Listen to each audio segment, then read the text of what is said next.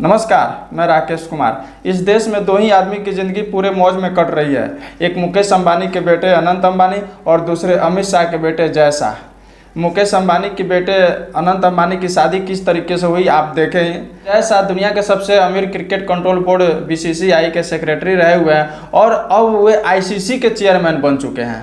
जय शाह बहुत टैलेंटेड आदमी है। वो टैलेंटेड आदमी है तभी तो ICC के चेयरमैन बने हुए हैं। I have one announcement to make. Mr. MS Dhoni will join Team India as a mentor for upcoming T20 World Cup. I am glad that MS has accepted BCCI's request and he will join Team India for upcoming T20 World Cup. MS will work closely with Ravi Shastri and other support staff to support Team India. Amit Shah देश के बहुत बड़े leader है, वो home minister हैं। अमित शाह हमेशा राजनीति में परिवारवाद का आरोप विपक्ष पर लगाते रहे हैं। सोनिया जी का लक्ष्य राहुल जी को PM बनाना, पवार साहब का लक्ष्य बेटी को CM बनाना, ममता दीदी का लक्ष्य भतीजे को CM बनाना, स्टालिन का लक्ष्य अपने बेटे को CM बनाना, लालू प्रसाद जी का लक्ष्य अपने बेटे को CM बनाना, उद्धव ठाकरे का लक्ष्य अपने बेटे को CM बनाना और मुलायम सिंह जी बेटे को बनाकर ही गए हैं। अब मुझे एक बात बताइए कार्यकर्ता भाइयों बहनों, जिनका लक्ष्य ही अपने बेटे बेटी भतीजों का कल्याण हो, वो गरीब का कल्याण कर सकता है क्या? कभी नहीं कर सकता। जिनका लक्ष्य ही अपने परिवार के लिए सत्ता हथियाना हो, वो देश का कल्याण कर सकता है क्या? कभी नहीं कर सकता। आज जय शाह जहाँ भी है वो अपने पिता अमित शाह की वजह से हैं। ये मैं कहूँगा तो आप नहीं मानेंगे, लेकिन आप खुद देख लीजिए। 2009 में Jay Shah Gujarat cricket control board के सदस्य बने थे और 2013 में उसके सेक्रेटरी बने। फिर जब देश में 2014 में मोदी की सरकार बनी तो 2015 में वो फाइनेंशियल डिपार्टमेंट के BCCI के सदस्य बने।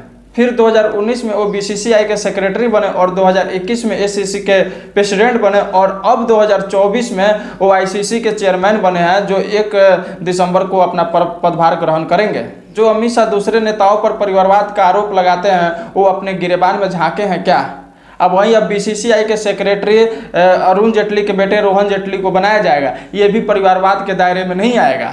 देश की प्रतिष्ठित न्यूज एजेंसी द वायर ने 2017 में एक आर्टिकल छापा जिसमें उसने बताया कि मोदी सरकार आने के बाद 16,000 गुना अमित शाह के बेटे की कंपनी का टर्नओवर बढ़ गया। भाजपा अध्यक्ष अमित शाह के बेटे जय अमित भाई शाह की स्वामित्व वाली कंपनी का सालाना टर्नओवर नरेंद्र मोदी के प्रधानमंत्री और पिता अमित शाह के पार्टी अध्यक्ष बनने के बाद 16,000 गुना बढ़ गया।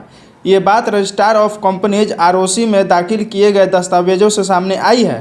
कंपनी की बैलेंस शीटों और ROC से हासिल की गई वार्षिक रिपोर्टों से ये बात उजागर होती है कि 2013 और 2014 के मार्च में समाप्त होने वाली वित्तीय वर्षों में शाह की company temple enterprises private limited company कोई खास उल्लेखनीय कारोबार नहीं कर रही थी और इन वर्षों में कंपनी को क्रमशः 6,230 और 1,724 रुपये घाटा हुआ। 2014-15 में कंपनी ने महज 50,000 के राजस्व पर 18,728 रुपये का लाभ दिखाया। 2015-16 में कंपनी का टर्नओवर आसमान में छलांग लगाते हुए बढ़कर 80 करोड़ रुपये को छू गया। और देश के युवाओं को कहा जा रहा है कि धर्म खतरे में है, धर्म को बचाइए। योगी जी कह रहे हैं बटेंगे तो कटेंगे। हम युवाओं के लिए 4 साल की नौकरी की स्कीम लाई जा रही है। रेलवे में 2.5 लाख से ज़्यादा पोस्ट खाली है, उसे नहीं भरा जा रहा है। लगभग सेना में 2 लाख के करीब पोस्ट खाली है, उसे नहीं भरा जा रहा है।